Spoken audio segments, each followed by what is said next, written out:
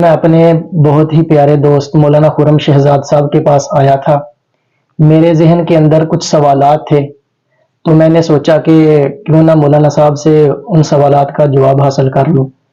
تو پہلا سوال میرے ذہن کے اندر یہ تھا کہ اس بڑھتی ہوئی مہنگائی کے اندر عام آدمی کیا کرے، اور حکومت کو اس مہنگائی کو روکنے کے لیے کیا اقدامات کرنے چاہیے، اور یہ بڑھتی ہوئی مہنگائی کس چیز کی طرف اشارہ ہے؟ بسم اللہ الرحمن الرحیم، اللہم صلی علی محمد النبی الأمی وعلی آلہ وبارک وسلم تسلیما۔ موجودہ صورتحال کے حوالے سے ہمارے بھائی ہمارے محترم نے بہت اچھا سوال کیا ہے کہ بڑھتی ہوئی مہنگائی میں ہر بندہ پریشان ہے۔ ہر بندہ اس وقت اس صورتحال سے دوچار ہے کہ جو مڈل طبقہ ہے وہ تو بالکل لو ہو چکا ہے، اور جو لو ہے، جو روح پوش تھا بیچارہ، سفید پوش تھا، وہ تو بیچارہ بالکل لوگوں کے سامنے آ چکا ہے۔ اور اس وقت جو صورتحال چل رہی ہے تو اس کے حوالے سے ایک تو آپ نے یہ کہا ہے کہ بھئی عوام کو کیا کرنا چاہیے، آیا اور کہا کہ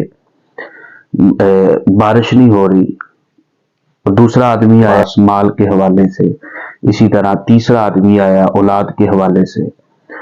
تو آپ نے تینوں کو ایک ہی جواب دیا، فرمایا استغفار کرو۔ اسی طرح اللہ رب العزت قرآن مجید فرقان امیر میں بھی ارشاد فرماتے ہیں استغفروا ربکم انہ کان غفارا، فرمایا استغفار کرو، اللہ رب العزت تمہارے گناہوں کو معاف فرمائے گا۔ اور اس پہ انعام کیا ملنے والا ہے، فرمایا اس کے اندر ایک تو یرسل السماء علیکم مدرارا، آسمان سے بارش ہوگی۔ یہ جو ہم کہتے ہیں نا یار کہ ہم نے فصل اگانی ہے لیکن بارش نہیں ہو رہی، ہمیں پانی کی ضرورت ہے، ٹیوب ویل لگانا پڑتا ہے، بجلی مہنگی ہے، فلاں چیز ہے، لیکن اللہ فرماتا ہے آپ استغفار کرو، یہ کام بھی آپ کا میں کر دوں گا۔ دوسرا فرمایا یرسل السماء علیکم مدرارا، اگر فرمایا ویمددکم باموال، مال کی کثرت کر دوں گا استغفار کے ذریعے سے۔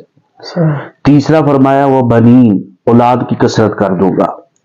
تو فرمایا کہ اگر آپ رزق اور بڑھتی ہوئی مہنگائی میں رزق چاہتے ہیں، مال چاہتے ہیں، تو استغفار کریں۔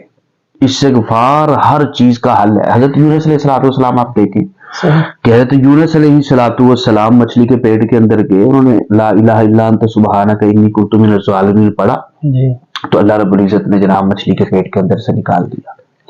تو استغفار ہر چیز کا حل ہے۔ اگر اس وقت عوام استغفار پہ آ جائے، لیکن استغفار کے لیے عرفان بھائی کچھ شرائط ہے۔ ان شرائط میں سے ایک شرط یہ ہے، ویسے تو توبہ کی بہت ساری شرائط ہیں، ویسے استغفار یا وظیفے کے اعتبار سے آپ نے جو پوچھا ہے اس اعتبار سے میں ایک شرط بتانے لگا ہوں کہ جو بھی وظیفہ آپ کریں تو اس کے معنی، مطالب اور مفہوم کو سمجھتے ہوئے، دل کے اندر اس کو استحضار کرتے ہوئے پھر آپ نے کرنا ہے۔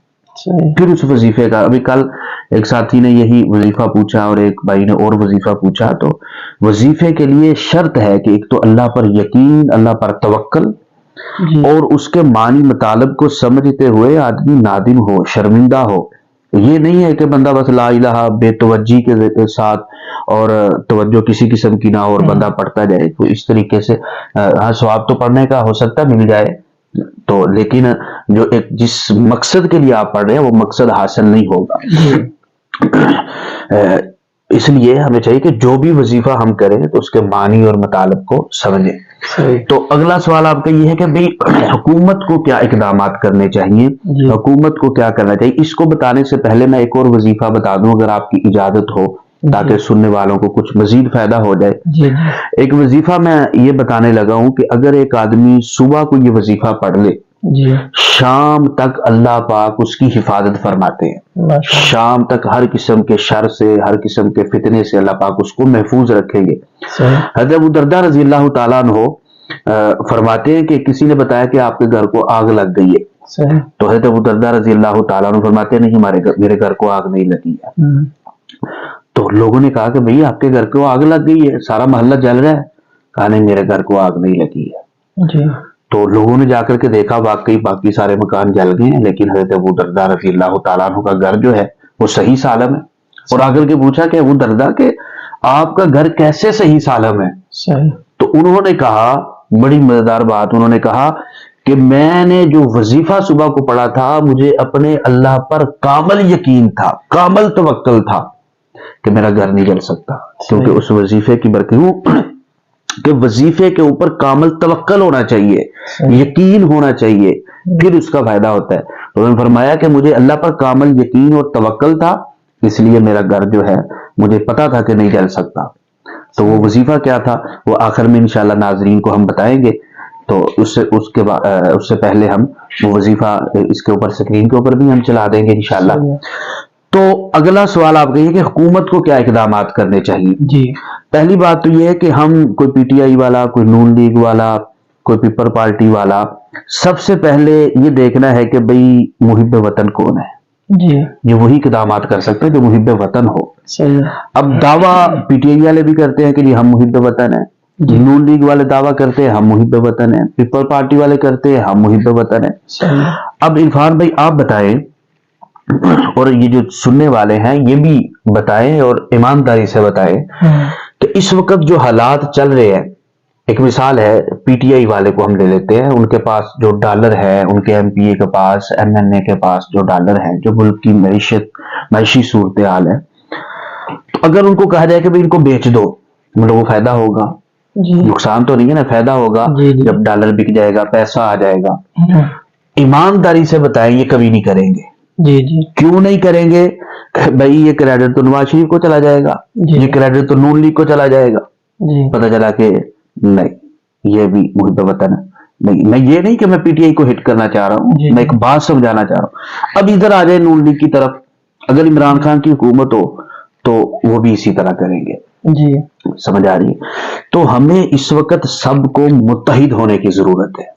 چاہے دیکھیں ملک ایک مشکل حالات سے دو چار ہے، پی ٹی آئی والے ہیں، نون لیگ والے ہیں، یا اس طرح پیپل پارٹی والے جو بھی ہیں، متحد ہو کر کے۔ ابھی میں آ رہا تھا، پتہ نہیں کون بتا رہا تھا کہ ملکی خزانے میں اتنے پیسے رہ گئے، کسی بتانے والے نے بتایا کہ اتنے پیسے تو بہت سارے بندے ایسے ہیں جو ہمارے ناروال میں ہوں گے کہ جن کے پاس اتنے پیسے ہوں گے۔ اگر ملک سے محبت ہے آپ کو تو آپ وہ پیسہ بھی نکالیں باہر، اور امت کو اور ملک کو، یعنی کہ ایک جن حالات سے یہ دو چار ہے اس سے اس کو نکالنے میں اپنا کردار ادا کریں، صرف خالی زبانوں سے دعوے نہ کریں۔ یہ ہم اصل میں ہمارے جو اعلیٰ حکام پر ہیں وہ خالی زبان سے دعویٰ کرتے ہیں، یہ پس پردہ عرفان بھائی سب ایک ہے۔ عوام کو لائنوں میں کھڑا دیکھ کر کے خوش ہونے میں سب ایک ہیں، عوام کو چیخنا، عوام کو احتجاج کے لیے باہر نکل کر کے دیکھنا، گرمی میں دیکھنے میں خوش ہونے میں سب ایک ہیں، اپنی جیبیں بھرنے میں سب ایک ہیں، اپنی مال کمانے میں سب ایک ہیں۔ میں یہ نہیں کہ ان کے اوپر کوئی objection لگا رہا ہوں کہ ان کو ملک سے محبت نہیں ہے، اگر ملک سے محبت ہے تو یہ کچھ کر کے دکھائیں۔ جو ان کے پاس پیسہ ہے، جو ان کے پاس ڈالر ہے، یا ان کے ایم پی ایم این اے کے پاس، وہ بھی نکالیں، ابھی یہ وقت ہے۔ باقی آپ نے کہا کہ یہ کس چیز کی طرف اشارہ ہے، تیسرا سوال آپ کا یہ ہے کہ بھئی یہ کس چیز کی طرف اشارہ ہے۔ یہ آپ کا بہت اہم سوال ہے، پچھلے دو سوالوں سے اور اس وقت جو موجودہ صورتحال ہے، اور ہماری شرعی اور دینی لحاظ سے بھی یہ بڑا اہم سوال ہے کہ دیکھیں اصل میں دجال کے ظہور کا وقت بالکل قریب ہے۔ کہ اللہ کے رسول صلی اللہ علیہ وسلم نے فرمایا کہ دجال جو ہوگا وہ، اس کے ہاتھ میں راشن ہوگا، اس کے ہاتھ میں آپ کا رزق ہوگا، مال ہوگا، ایک ہاتھ میں آگ ہوگی، ایک ہاتھ میں پانی ہوگا، اور ہر قسم کی چیز اس کے پاس ہوگی۔ تو یہ ایک دجالی فتنے کی طرف بھی اشارہ ہو رہا ہے کہ جب مال کی قلت ہو جائے گی، اور آپ دیکھیں جتنے بھی بیکورڈ علاقے ہیں، سوڈان یا اس دوسرے ملکوں کے اندر آپ دیکھیں، وہاں پر جب قلت ہوتی ہے تو یہ کفر کی، یہود و نصارہ کی این جی اوز جو ہیں وہ آ کر کے کودتی ہیں، اور سادہ جو لوگ ہوتے ہیں ان کو پیسے دے کر کے ان کا ایمان خریدنے کی کوشش کرتے ہیں۔ ان کو جب اب دیکھیں اس وقت لوگوں کا جو لوگوں کے ذہنوں میں جو چیز چل رہی ہے وہ صرف مال ہے، کہ مال آنا چاہیے، جس قسم کی غربت بڑھ چکی ہے، جس قسم کے حالات بن چکے ہیں۔ جب انسان کا اور ہمارا جب ماٹو یہ ہو جائے گا اور ہمارے ذہن میں بس یہ ہوگا کہ بھی پیسہ آنا چاہیے، جہاں سے بھی آئے، کیسے بھی آئے۔ اس کی میں ایک مثال دیتا ہوں عرفان صاحب، آپ کو بات جلدی سامعین کو بھی سمجھ میں آ جائے گی کہ بھی دجال کے ماتھے پہ لکھا ہوگا کافارہ، اور ہم کہتے ہیں کہ یار جب اس کے ماتھے پہ لکھا ہوگا کافارا تو ہم تو نہیں مانیں گے اس کو. جی لیکن اب جو صورتحال بن رہی ہے، آپ بتائیں کہ لوگ جس قدر غربت اور افلاس کی طرف جا رہے ہیں، جب ان کو پیسے مل رہے ہوں گے حلال حرام کی تمیز نہیں وہ کریں گے اور نہیں کر رہے. اب سوشل میڈیا پہ چلے جائیں، دیگر ایپس کے اندر لوگوں کو کہا جا رہا ہے کہ بھئی یہ کریں آپ کو اتنے پیسے ملیں گے، جیسے فارکس ٹریڈنگ ہے، اسی طرح اور دیگر ایپس ہیں ان کے اندر ہو رہا ہے. جی تو اس کے اندر حالانکہ وہ مثلا ساری سود ہے، شریعت کے خلاف ورزی ہیں، اور تو اس کے اندر عوام نہیں دیکھ رہی حلال حرام کو. تو آپ بتائیں جب دجال آئے گا تو جب یہ حالات ہوں گے اور وہ کہے گا کہ جی مال میں نے دینا ہے، رزق میں نے دینا ہے، تو عوام اس قدر غربت اور افلاس میں ہوگی کہ وہ کہے گی کہ بھئی ہم اس کی بات ماننے کے لیے تیار ہیں. الیاذ باللہ. کیوں ماننے کے لیے تیار ہے؟ کہ بھی حالات ایسے بن چکے ہوں گے. اب دیکھیں حالات ایسے بن چکے ہیں عرفان بھائی کہ ہر بندہ کہتا ہے کہ یار مال آنا چاہیے، جہاں سے بھی آنا چاہیے. اس قدر 5 بندے کمانے والے ہیں لیکن ایک گھر کا سرکٹ نہیں چل رہا. جی جی تو اس لیے یہ اس چیز کی طرف بھی اشارہ ہے، ہم مسلمانوں کو متحد اور مضبوط اور استقامت پر ڈٹے رہنا ہے. حالات آتے ہیں ملکوں کے اوپر، قوموں کے اوپر آتے ہیں، قحط سالی آتی ہے، بڑے بڑے قحط آئے ہیں، لیکن ملک اور جو قوم ہوتی ہے، جو ایک مہذب قوم ہوتی ہے، اس پہ استقامت قائم رکھتی ہے. تو استقامت کا یہی ہے کہ وہ اس کے اوپر کیا کرے، ڈٹے رہیں اور اللہ رب العزت سے استغفار کریں، اور اللہ رب العزت کے حضور ملک کے لیے، قوم کے لیے، پوری امت مسلمہ کے لیے دعائیں کریں کہ اللہ رب العزت جو ہے یہ جو حالات ہمارے ملک کے اس وقت چل رہے ہیں، اللہ پاک ان حالات سے ہمیں نکالے. اور مولانا صاحب اتنا کہنا چاہتا ہوں کہ ہم سب کو مل کر کے دھوکہ، فریب، ملمہ سازی، دجال مولانا صاحب دجل سے ہے. دجل، دھوکہ، فریب، ملمہ سازی، کہتے ہیں نا دجلۃ السیف، تلوار کے اوپر سونے کا پانی چڑھا دینا.